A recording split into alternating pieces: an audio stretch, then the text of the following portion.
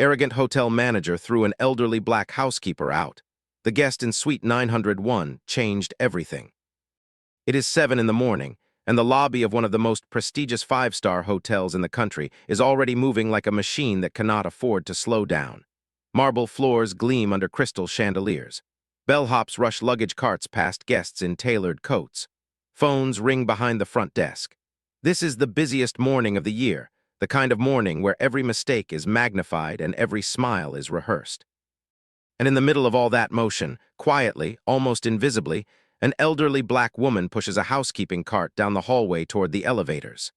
She moves the way people move when they have done something for 30 years, without wasted effort, without needing to think about it. Her hands remembering routines her mind stopped questioning decades ago. She does not know that in the next 90 seconds, her whole life is going to change. A guest, distracted, checking his phone, steps backward without looking. He collides with the edge of her cart. A porcelain vase near the top tips, wobbles and shatters against the marble floor. The sound cracks through the lobby like a gunshot in a quiet church. Heads turn, conversations stop. And before anyone asks a single question, before anyone even looks at the guest who caused it, a voice cuts across the room, sharp and cold. "You're finished. Leave your keys and get out." The hotel manager, young, polished, furious, already storming toward her as if he has been waiting all morning for a reason. Guests freeze mid-step. Some pull out their phones. A woman near the front desk whispers to her husband. And the elderly housekeeper, the woman who has kept this hotel spotless for 3 decades, simply lowers her head. She doesn't argue. She doesn't explain. She reaches for the small brass badge pinned to her uniform, the one with her name on it, the one that has opened service doors and staff elevators for 30 years, and quietly, without a sound, she unclips it. She begins walking toward the exit. And that is the exact moment, the exact second, that somewhere above the lobby, on the 9th floor, the elevator doors to suite 901 slide open. Nobody in that lobby looks up. Nobody notices. All anyone sees, if they see anything at all, is a pair of polished dress shoes stepping out onto the carpet, walking calmly, unhurried, toward the sound of the commotion below. No one in that hotel has any idea that the man walking out of suite 901 is about to change every single life in that building. Not the manager who just humiliated an innocent woman in front of a crowd. Not the staff who watched in silence and said nothing. And certainly not the housekeeper herself, who at this very moment believes she is walking out of that hotel for the very last time. Stay with this one, because before we find out who that man really is, you need to understand who she really is, because what happens to her is going to matter more than you think. Her name doesn't matter to the manager. It never did. To him, she was a line on a payroll spreadsheet, a uniform, a mop, a name he never bothered to learn correctly.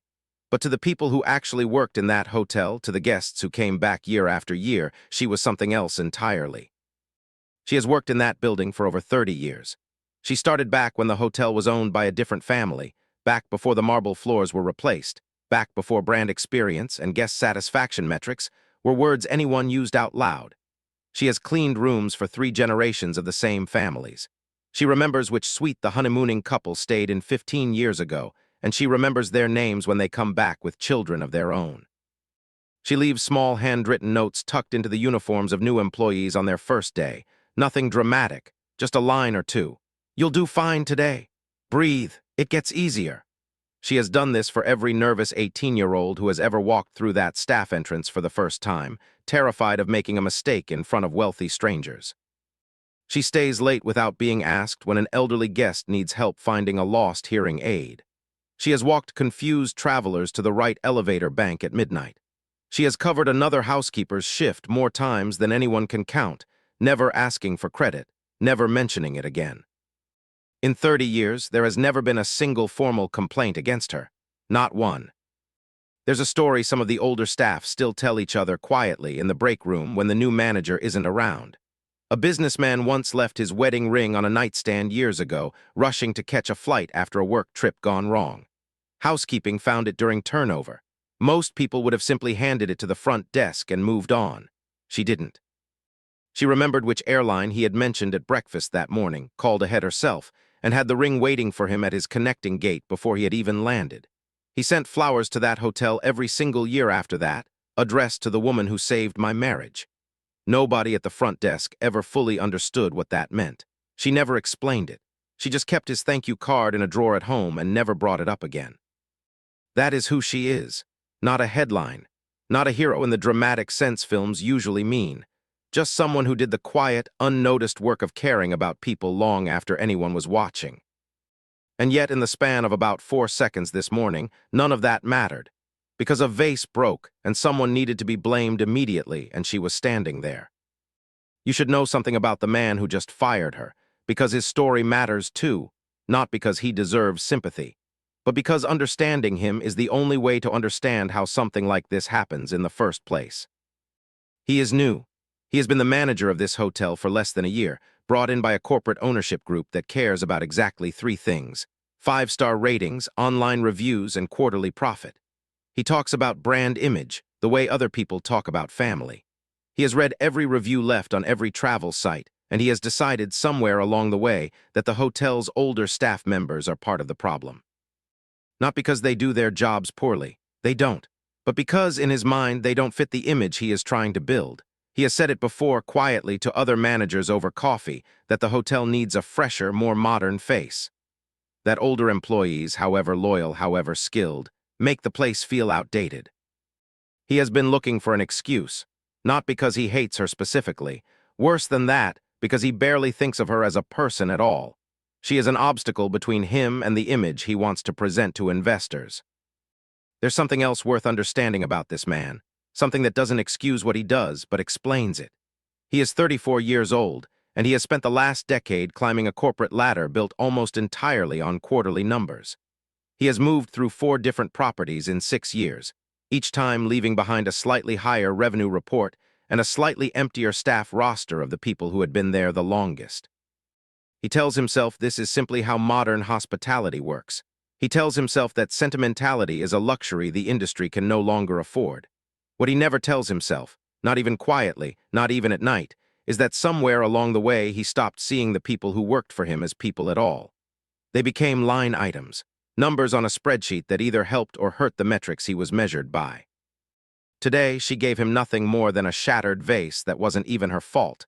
But it was enough, because when you are looking for a reason, any reason will do. This is where it gets harder to watch, because instead of handling this like a professional, instead of pulling her aside, checking the footage, asking a single question, he decides to make an example out of her right there in front of everyone. He gathers the staff in the lobby, not privately, not respectfully. In front of guests, in front of cameras that are absolutely recording on someone's phone, he says the words that will follow him for the rest of his career. This hotel deserves professionals. The insult isn't just in the words. It's in the tone.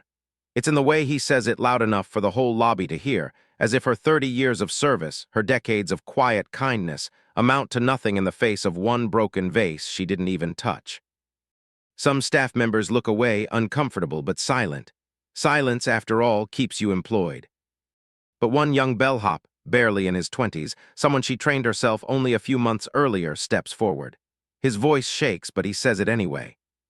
She didn't even touch the cart. The guest bumped into it. I saw it happen. The manager doesn't even look at him. He simply says flatly, "Get back to your station." And the young man, humiliated in his own way, retreats.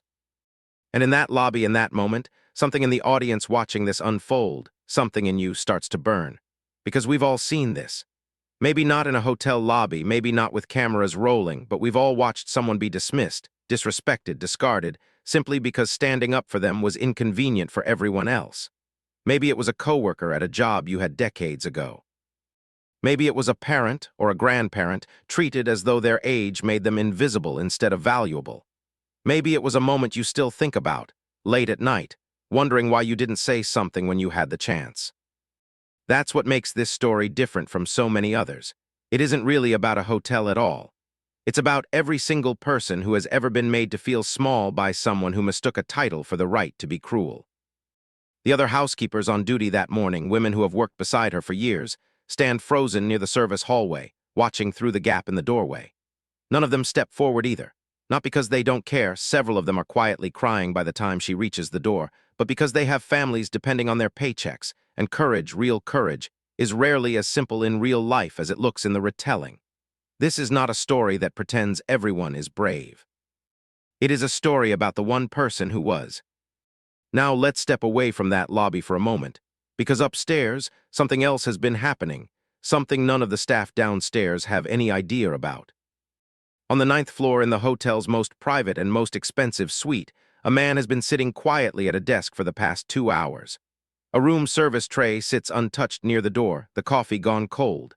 In front of him is a leather notebook, filled with handwritten notes, dates, names, small observations jotted down over the past several days. This is not a man on vacation. He has been at this hotel for 4 days. He checked in under a name that means nothing to the front desk staff. He has ordered simple meals, tipped generously but not extravagantly, and mostly stayed out of sight. If you asked any employee in that hotel who is staying in Suite 901, most of them would shrug and say they don't know, just some quiet businessman, polite, keeps to himself. What none of them know is that he has spent those 4 days walking the hotel at odd hours. He has ridden the service elevator at 2 in the morning, just to see who is working and how they are treated. He has sat in the lobby cafe at 7 in the evening, ordering coffee he barely drinks, simply to watch how staff speak to each other when they think no one of importance is listening. His notebook is filled with small, specific observations. A front desk clerk who stayed 20 minutes late to help a confused elderly guest find her medication in a locked safe. A valet who quietly covered another employee's shift without being asked. A housekeeper who left a handwritten note in a nervous new hire's locker. He has been building a picture of this hotel that has nothing to do with thread counts or restaurant menus. And more than once, he has noticed her specifically, the woman with 30 years of quiet history in that building, without ever having spoken to her directly. Something about the way she moves through the hallways, unhurried, attentive, has already told him more about this hotel's true character than any financial report ever could. But this morning, something changes. He hears it, even from 9 floors up, even through a closed door, the unmistakable sound of a public confrontation happening in the lobby below. A manager's voice raised. Silence from a crowd that has learned not to intervene. He sets down his pen. He picks up his phone and makes a short call, his voice calm but firm. "I'll come downstairs myself." And that's it, that's the whole call. No explanation, no details, just a decision. Who is this man? Why has he been here for 4 days without anyone noticing? And why, out of everything happening in that hotel this week, is this the moment he decides he needs to see for himself? You're going to have to wait a little longer for that answer, because right now, back downstairs, things are about to get worse before they get better.